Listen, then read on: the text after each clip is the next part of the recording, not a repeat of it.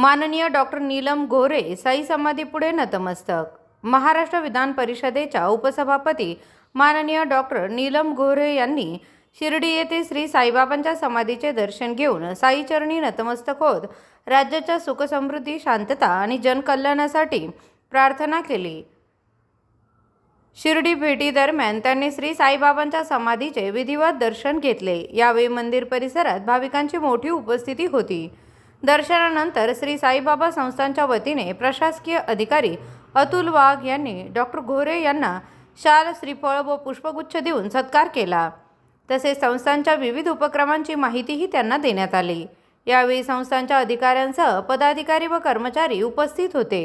Doctor गोरे यांनी श्री साईबाबांच्या दर्शनाचा आध्यात्मिक अनुभव व्यक्त करत साईबाबांच्या शिकवणीतून समाज, शांतता, बंधुता आणि मानवतेचे मूल्य अधिक दृढ होण्याची गरज असल्याचे मत व्यक्त केले।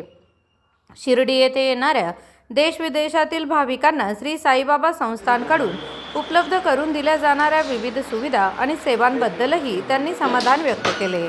प्रतिनिधी राजेंद्र दुनबळे, मराठी न्यूज लाईव्ह, शिर्डी।